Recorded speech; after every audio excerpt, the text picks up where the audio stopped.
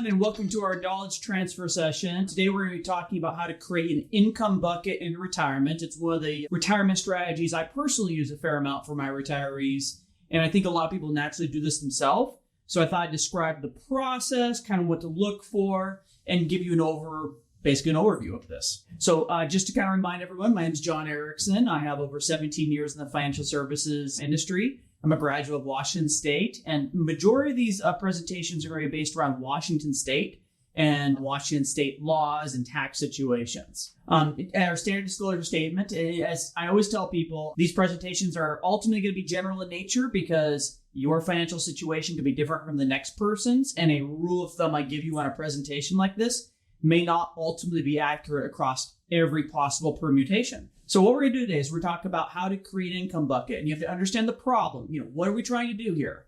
Then we're going to understand cash flow versus investment returns, kind of how we judge these. Then we're going to talk about different types of cash flow options, and then how we handle this in our practice, because as we always say, you might want to try copy what we do. So first off, understanding the problem. How do you create an income bucket? And for the first problems you have to understand is this concept of behavioral finance, where in economics, not everyone is going to behave rationally. And for retirees, and this is more retiree specific, I find they're happier when they replicate their paycheck from their working years, have a consistent source of income coming in, whatever they believe in. And I find retirees are happy not selling their principal investments. If you have 100 grand, I find retirees don't like to sell their 100 grand to create income for themselves. I find they like to have investment returns, or they always like to see that 100 grand in the bank, basically. And then there's a secondary problem of how do you actually compare across all sorts of retirement income strategies, rentals, annuities, high yield bond accounts, dividends, things of that nature. And, if we're going to make this very simple, okay, and talk about retirement income, you kind of have one of two choices when you create a retirement model for someone. You create a rate of return, and you're either going to be selling assets along the way to unlock income, or you're going to be having that rate of return directly deposited into your account as an income stream, okay? And so for today, what we're primarily talking about is that secondary concept. I have 100 grand, and it pays me 6 grand a year every year, and I don't have to sell the underlying principal. And when we talk about creating an income bucket, we have to talk about goals. What are we trying to do? Because there's lots of ways to do this. And, you can create an income bucket that actually looks very different than how I do it in my practice. But my goal is 5% net of fees. That's what I'm trying to have income occur. And the reason I'm trying to hit that is I'm trying to create an amount that's strong and robust enough that you don't have to tap into necessarily all your investments, and you can set aside your other investments to hedge against it, and also to hedge against inflation. Inflation's a big deal here. Okay. The other thing when we create an income bucket is it should be generally stable. You can't guarantee, but you should have an expectation of some level of stability. And then the last thing, I use a term like 5%. That's just math. How you get there is partially based upon your own outlooks, your own belief systems, and your access to different types of investments. So let's understand a basic problem. Let's talk about all the problems you're going to kind of run into when you go to create an income bucket, or a lot of them. Okay. The first is that, it's not always like to like. You can't always compare a 6% option versus another 6% option. Sometimes things have different rates of return and different secondary features, and you have to decide, do you potentially reach for yield? Do you choose when you would consider a safer option maybe? It's not necessarily going to be like to like.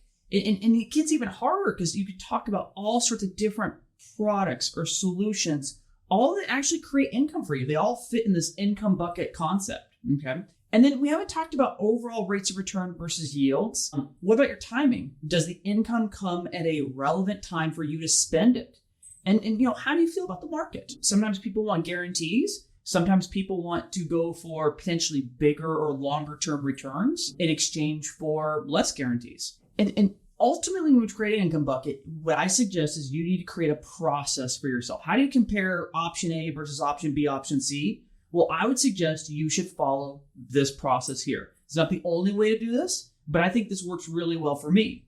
Question 1, what is your cash flow per dollar? And it's a percentage. And I think that is the most critical question, because once you have that, you can now compare other things to it and kind of go, do I like this option versus this other option? And so we're going to talk about cash flow versus investment returns and this concept of cash flow. We need to talk about it in real world terms. And let's use a really common example. And this is Vanguard's Total Bond Market ETF.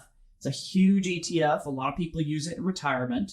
And if you deposit, say, $100,000 in there, it has these basic characteristics. It has a SEC yield, which is more a recent history of 4.53%, and a 12-month yield of 3.23%.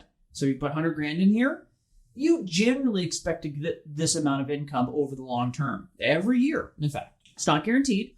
The rates of return on the fund behind the scenes actually fluctuates, okay, as a standard deviation, and you can find this on Morningstar. And the problem with this option as an income bucket is that its total return is a problem, because even though you have generally okay income coming off of this, your long-term total return is making this over the long term, when you look at inflation, not keep up as an asset class if you're spending it as income, right? So the total return is actually really important here. And you really want to compare this to your inflation and as part of your inflation plan, okay? And so this is an example of something I don't like as an income plan. Some people might, but I don't like it because it doesn't provide quite enough yield when you consider its total return and its inflation. It's used a lot for asset allocation. It can be very appropriate there. But as an income play, I don't think this is a great option for someone. And so a basic CD, right? Basic CD can potentially have even higher income. And its rate of return is actually its coupon or its interest rate, right? So if it says it's a 5% CD over 1 year, and that's its annualized return, it makes 5%, right? And that's its total yield. And you can live off that. And you don't have to worry about potentially going backwards if you spend that money. But you also have this secondary problem, and we're talking about CDs as an income plan. And I don't also like CDs as an income plan because they're shorter duration, 1 year, 2 year. You can't always get at them when you need them. You have to wait for them to mature. That's why we talk about CD laddering. And then we compare it to inflation. The problem here is that its total return plus the income amount you're supposed to be getting can be hard to unlock. And it can really lose to inflation over the long term. If you're living off a CD as a 5% income plan, and that's your only bucket, right? And you shouldn't do this, but this is your only bucket. And you're spending that, you're losing 2.5%, 3%, 4% a year to inflation. And in 20 to 30 years, which is your typical retirement cycle, you can have a significant depreciation of your principal, even if it never went down in actual value. So we kind of talked about yields versus returns, and both numbers are important. Yield, how much it's paying you is critical. But also you want to look at total return and just kind of get a sense of what is this trying to do. And there's lots of different types of cash flow options. There's varieties of fixed income. We have REITs, we have BDCs, we have commercial real estate, hedge funds, which are more for accredited investors. We have annuities, we have dividend stocks, as example. Some people buy rental properties, which can be great income play. Some other things you got to think about when we talk about the income bucket. What about maximizing Social Security, i.e. spending money to maximize your Social Security? What about pension buy-ups? Spending money to maximize that income stream. That can all fit into an income strategy. Remember I said you want to focus on kind of the 5% rule? That's where I kind of start this process. And so let's talk about pension buy-up. And it might look a little similar to a CD, but you'll notice that in this example, I'm showing higher cash flow, right? This is how I'm kind of cheating, if you so to speak, because CD earning 5% is not quite enough total return. Right, but a cash flow and a pension that might earn, say, 6.5%, not guaranteed, as a buy-up, well, now I can set aside other monies to make up the difference and protect against inflation, right? And so a pension buy-up actually fits in as your income bucket strategy, right? You just need to be able to figure out what is the cash flow percentage, right? What is that cash flow in percentage? And you can do this across all sorts of different asset classes. This is Vanguard's high dividend yield ETF. It's a good blended strategy. It has a great long-term return, but much higher standard deviation. So you're going to see a lot more market fluctuations here. So it's not for everyone. And you notice the yields are not quite 5%. Some people use this as an income strategy, but I don't think it quite fits in an income bucket because it doesn't quite hit enough yield. And I think it makes someone underspend their retirement, but it is a good, solid option as part of an overall strategy. I use a lot of dividend ETFs or dividend options in my practice. And you can even do this with rental properties, right? I have lots of clients who have had rental properties currently or at one time or another. And rental properties have a specific cash flow. And you can actually put that through the grid here. You just have to figure out what is that cash flow versus the value of your rental. And you'll find that rental properties actually compare very favorably to the stock market at times, and vice versa. They've oftentimes very closely aligned, even though they may be non-correlating. So this is another good option for people who want to be in this space. Now, how do we tackle this in our practice? Well, once again, we suggest going through the process, right? I had to go through this process for everything I recommend, and I had to kind of figure out, well, what is my process to recommend an income bucket to someone? And first, let's talk about the overall concept of financial planning. And I'm really simplifying this right here. But what I'm really trying to do for someone is I'm trying to figure out, based upon their assets and their Social Security, everything, how much total income someone can expect annually in retirement. Then I'm trying to figure out a lesser amount that I need to create as a consistent cash flow. You can still potentially have the rest. That's not the issue.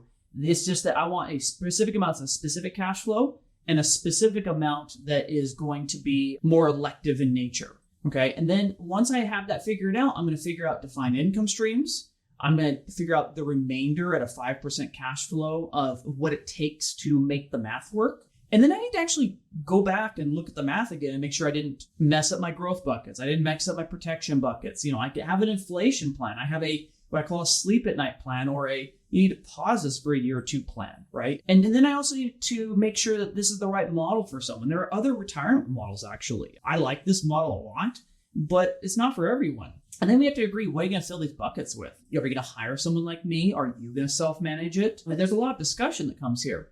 I think this is an area that's harder for the natural person to manage, but not impossible, especially now that you have a basic concept and plan.